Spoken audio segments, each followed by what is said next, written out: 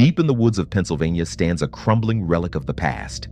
Red brick walls eaten by ivy, shattered windows reflecting the moonlight, and long hallways that echo with more than just the wind. This was once Ravenswood State Asylum, a place where the forgotten were locked away, out of sight, out of mind. But if you ask the locals, they'll tell you Ravenswood never truly emptied. That even after its gates were chained shut, something stayed inside. Something that still whispers long after the patients and doctors are gone.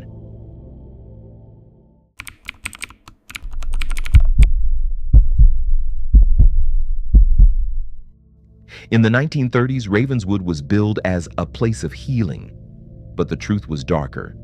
Patients with mental illness, epilepsy, and even alcoholism were crammed together in overcrowded wards.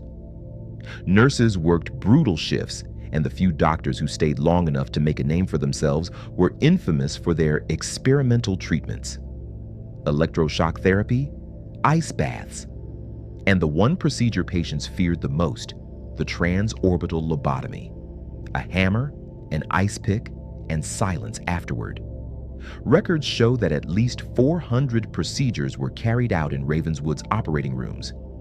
Many didn't survive. Those who did often left as shells of themselves, unable to walk, speak, or even recognize their own families.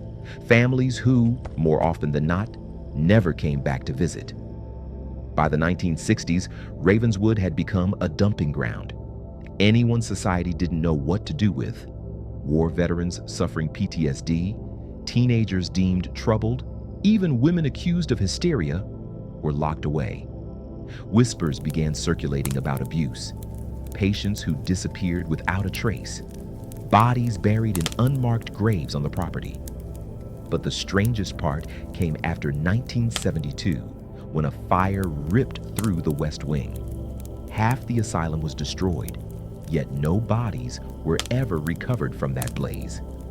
The official report claimed the wing was empty at the time, but staff logs suggest at least 27 patients were assigned to that section the night it burned.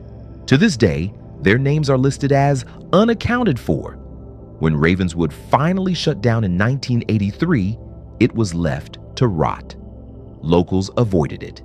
Kids dared each other to break in at night, and every single one of them came back with the same story. The whispers. They say if you walk through the asylum's hallways after dark, you'll hear faint voices. Not screams, not shouts, just whispers. Low, constant, overlapping. As if dozens of people are still there, talking to each other in hushed tones you can't quite make out. Some ghost hunters brought recording equipment inside in the 1990s. What they captured sent shivers down my spine. EVP recordings of voices saying things like, "Help me" and "Don't leave." But the most chilling came from the old operating room. A single phrase repeated over and over. They never stopped. I wanted to see for myself. So I visited Ravenswood one night with a local historian. We walked through the main corridor, our flashlights bouncing off peeling paint and rusted gurneys. The silence was suffocating. And then we heard it. At first, I thought it was the wind, a faint rustle like air moving through cracks in the walls, but it grew louder, a chorus of whispers rising and falling, filling the hallway around us. My guide froze.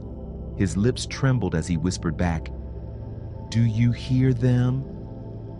We pushed into the operating theater where dust coated the metal tables. That's when I noticed something scratched into the floor, deep gouges forming words. "Still here?" Suddenly our flashlights flickered. For a second, I swore I saw a shadow standing against the far wall. A tall figure, shoulders hunched, watching. But when the light steadied, the wall was empty. Locals claim the whispers are the voices of patients lost in the fire, the ones never found. Others believe they're the echoes of the countless souls broken by Ravenswood's treatments, forever replaying their pain. And then there's a darker theory that the asylum itself, became something more, that the walls absorbed the suffering, feeding on it until the building itself became alive. There are still places inside Ravenswood no one dares to enter. The basement tunnels, once used to transport food and bodies, are said to hum with voices that call your name.